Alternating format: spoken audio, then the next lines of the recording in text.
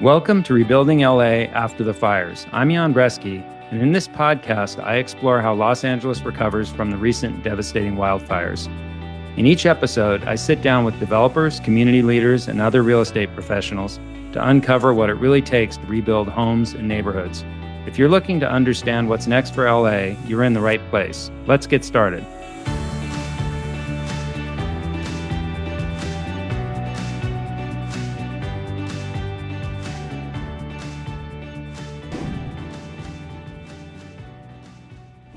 Well, Teresa, good morning. It's nice to see you this morning. It's nice to see you too, Jan.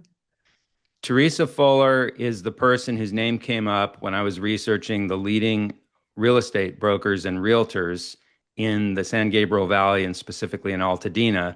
And as I researched it more, it came up more and more. And when I toured Altadena, her signs are everywhere there. So she is truly a great first guest for us in this podcast about rebuilding LA. So welcome, Teresa. Thank you so much for having me, Jan. So to start, I'd love to hear your story about your career and how you got to be a realtor in the first place, because I know that's a really interesting story. And give us a little bit of detail. I think that'll help set the tone for the rest of our interview. Sure. I love architecture and I love interior design and homes and always have.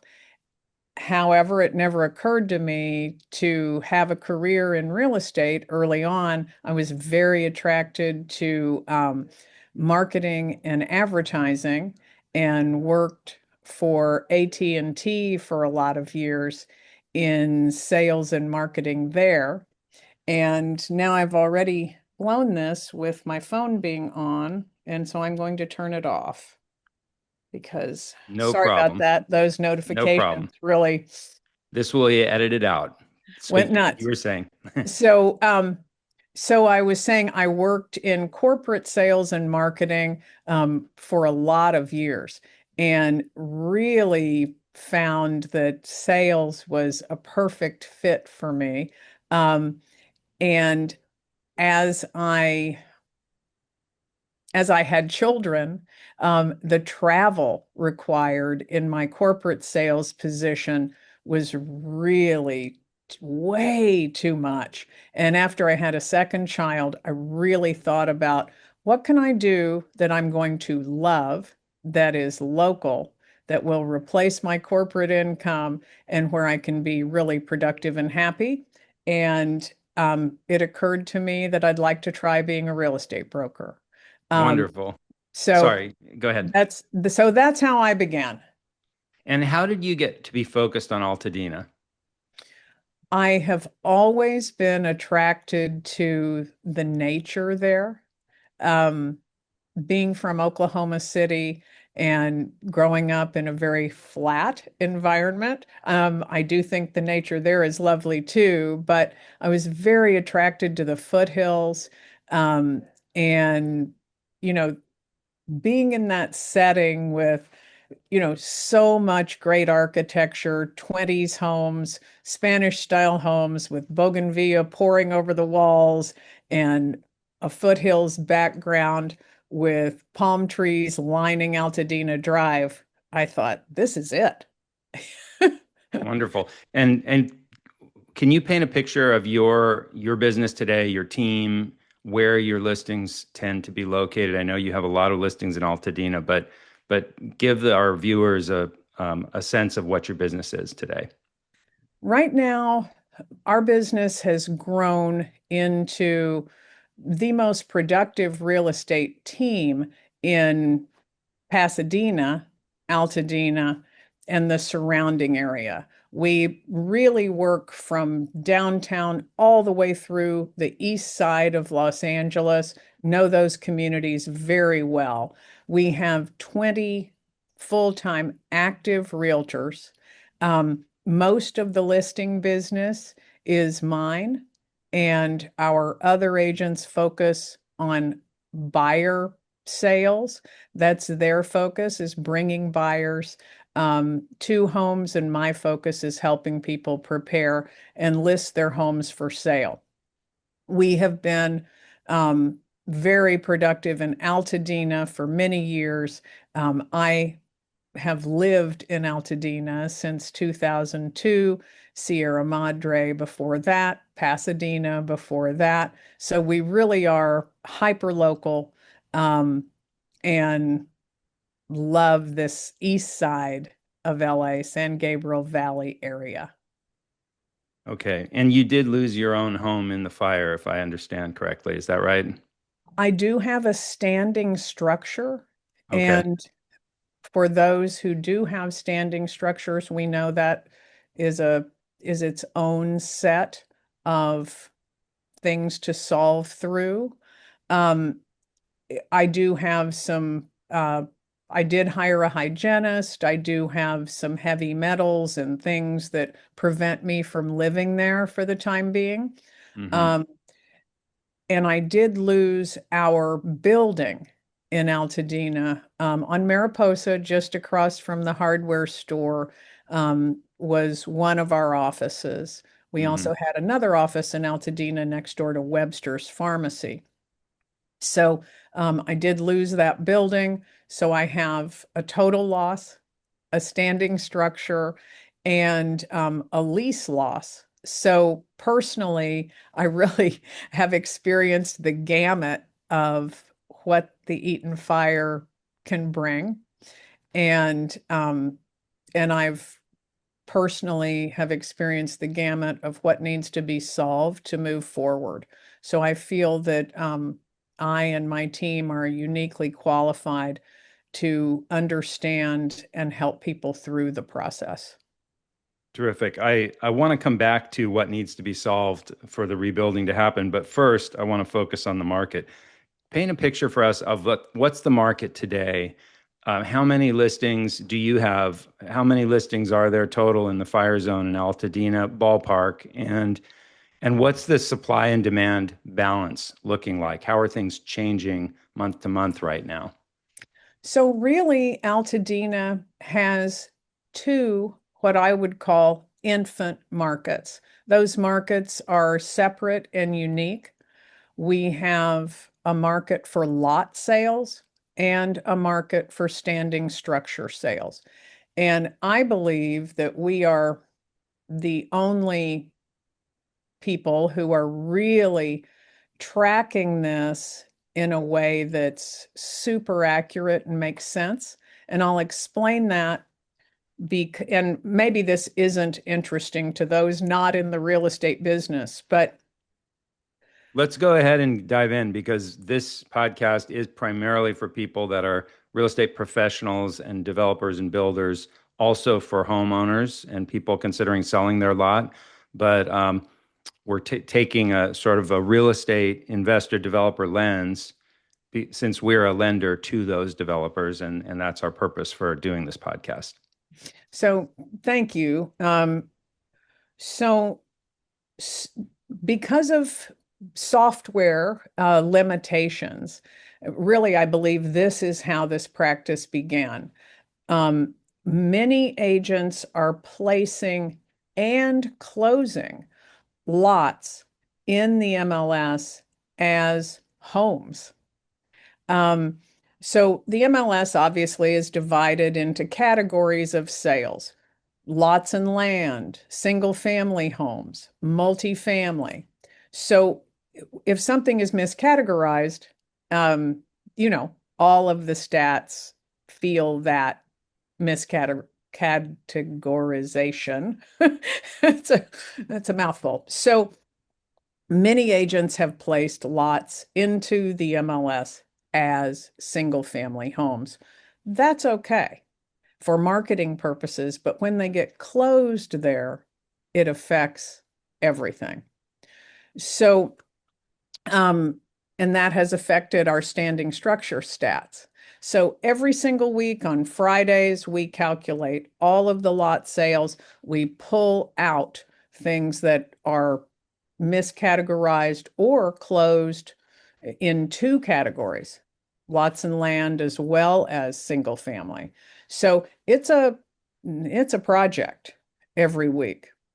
What I think is interesting is that so many more lots have come on the market since the Army, excuse me, since the Army Corps of Engineers is so far along in their single family scrape process. Many, many lots have come on the market. This morning, there were approximately 160 lots active on the market. And back, let's just pick a date, March 18th, only 36 active lots with only 16 lots closed. Now, as we've moved through the weeks post fire, and I think we're right at the 6 month mark now, we are at approximately 160 lots on with 193 lots closed. That's a lot of closed lots. That's quite a few transactions that have happened. It is. It's an And active market. it's an active market. And I am told, although I did not confirm this statistic this morning, that suddenly we have tons of active permits. And if you will allow me to, I'll confirm how many active permits we have active with the county now for Altadena for new builds. I'll confirm that before we're off. Um, Okay. Well, let me reset a little bit.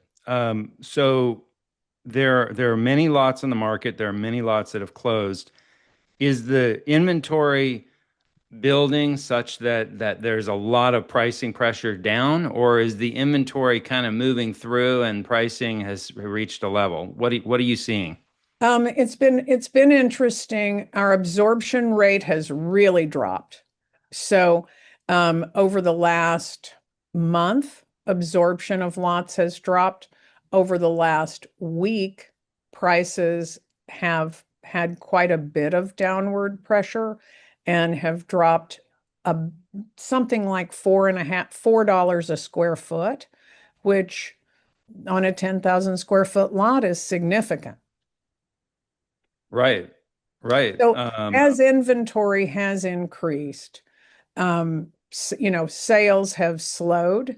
And I think, um, there's a lot of pressure coming from buyers agents bringing offers to lot owners that, the attitude has kind of become, we'd like to buy your lot, but there are 159 others for us to Right. choose from. So it sounds like it's a little bit of a buyer's market at the moment.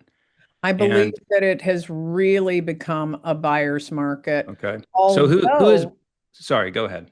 I was going to say, although prices, you know, right at the beginning in March, there was a specific single family lot, a small lot that sold at $99 a foot.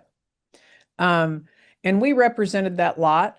And, but I think we can't take too much credit there Tell because us, what is that in dollars? $99 a foot. How much was it in dollars for that sale? for that specific lot, I'm going Ballpark. I'm going to ballpark that at 540. Okay. So 540,000.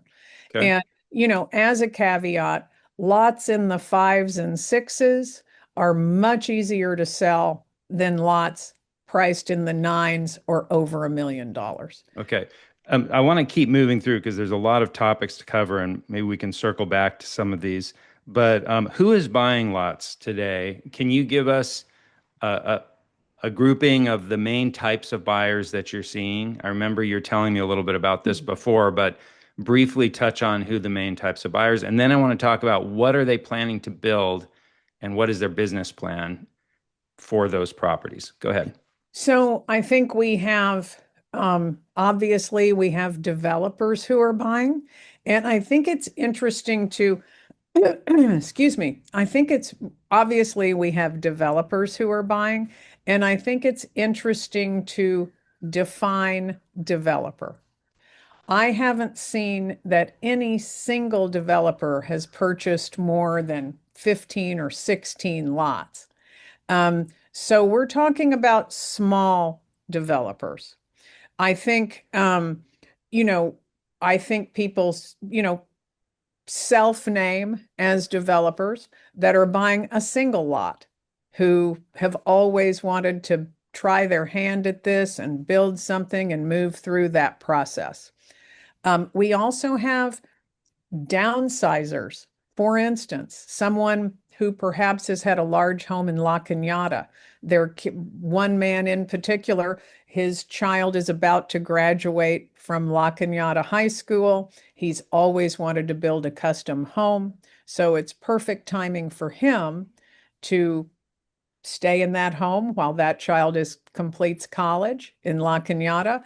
And then that's a perfect timeline for him to build and move into his custom home in Altadena for retirement. Okay. So, we've got this breadth. Um, we have people who have been high in the hills in La Cañada. I mean, excuse me, high in the hills in Altadena who now want to buy in the flats.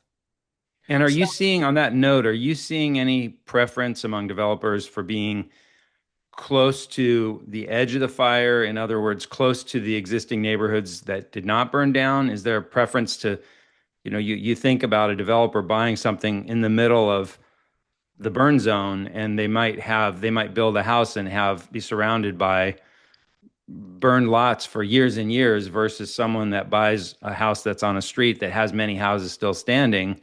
It will feel more like a neighborhood. Is there any preference in that regard, or not really? I think from the very beginning, we have marketed lots that are surrounded by standing structures, especially, because those standing structures retain the character of Altadena. We have marketed lots in those areas at higher prices, and I believe they sell at higher prices.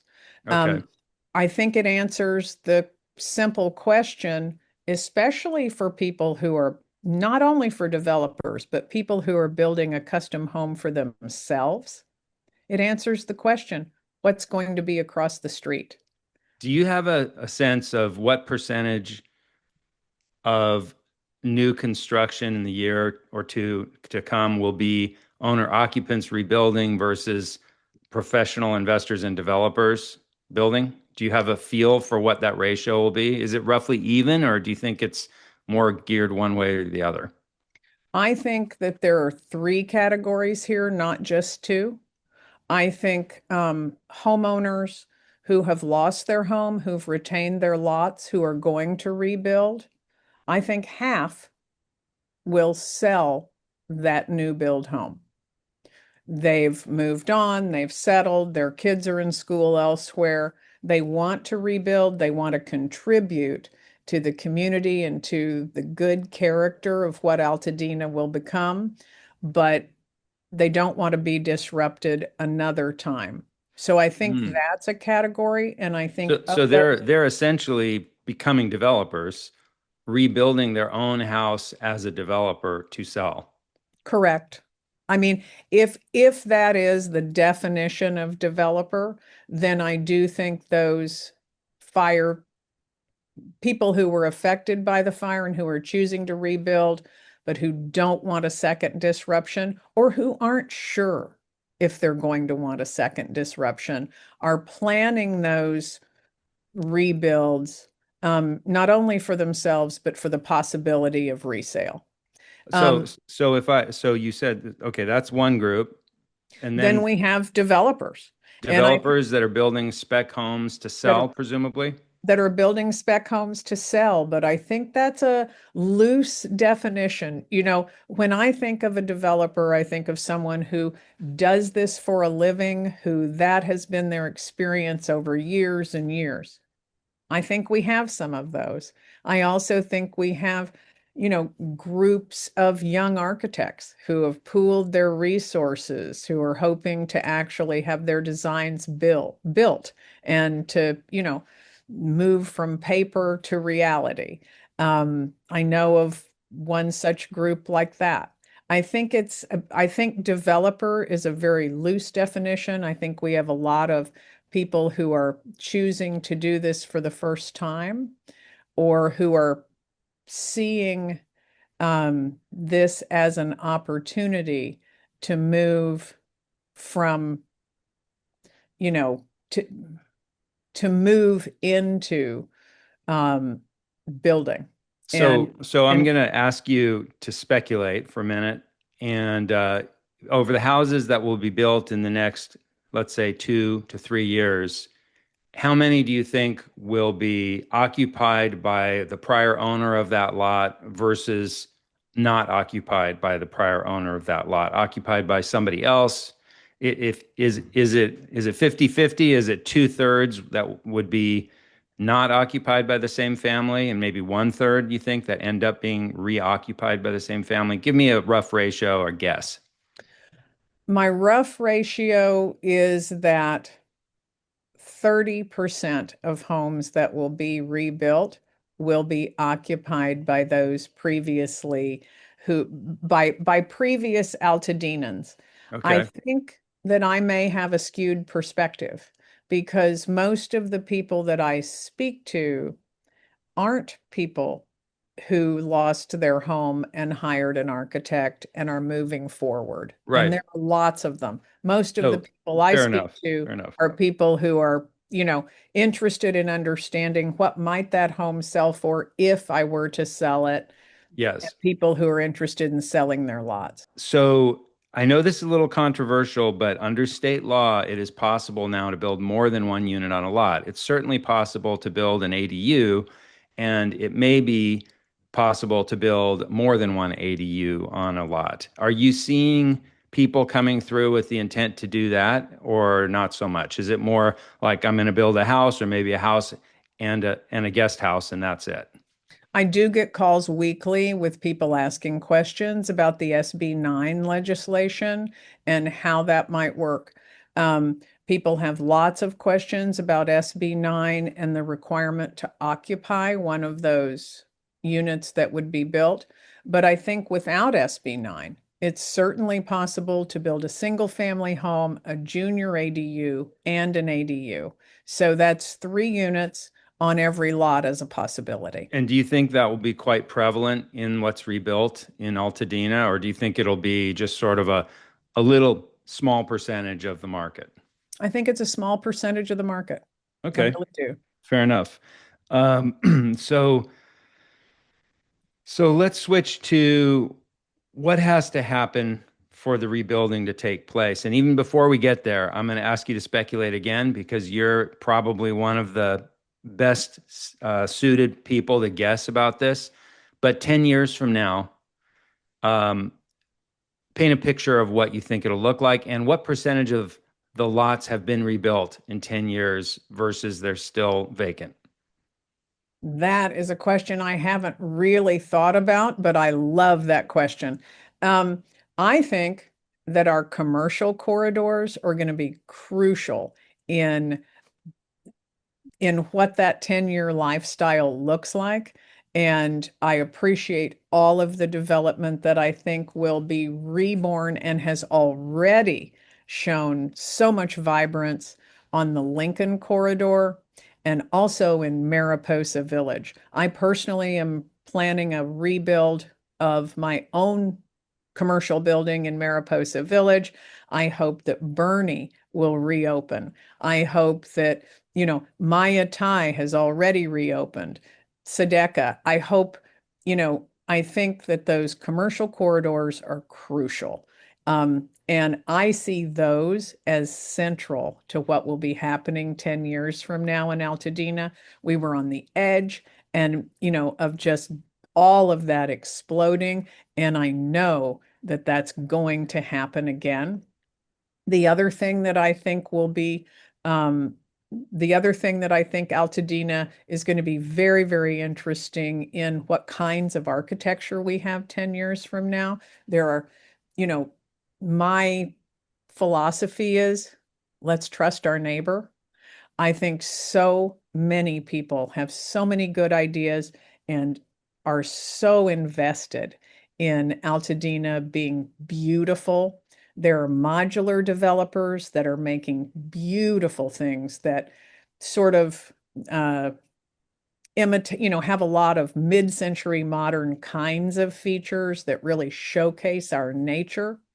I'm directing those people to lots on, if it's an east-west street on the north side, so that they can have that beautiful pool, their pool or their backyard has that beautiful mountain view. I think we'll have so much solar, so much thought about green space. I'm fascinated to see all of the creative, defensible space, landscaping design that will happen in Altadena.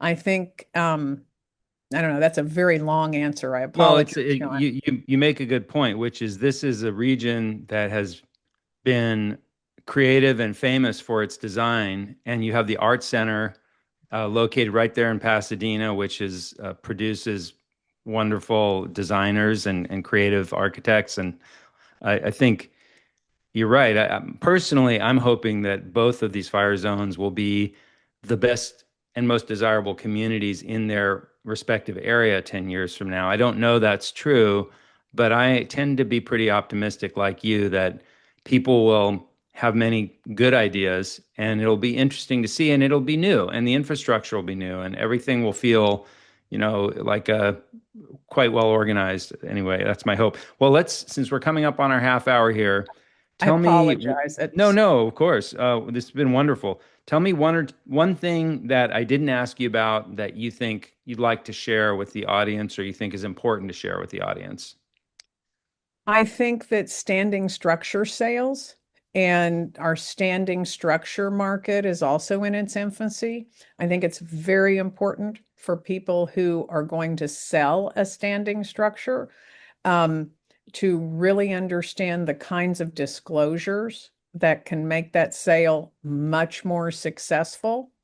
And we're working on that daily, understanding how to do that at a high level and in a way so that buyers of those standing structures can really feel comfortable investing in Altadena now, not later. Wonderful. Teresa Fuller, thank you so much. It's been very interesting speaking with you. And thank you for your role in making this rebuilding come together so that we can all have Los Angeles back to full strength again. Have a great day. Thank you, Jan. Thanks for listening to Rebuilding LA After the Fires. If you found this episode helpful, please share it with a friend or neighbor who might benefit. Be sure to check the show notes for links and resources I mentioned today. And join me next time for more important insights into LA's rebuilding efforts.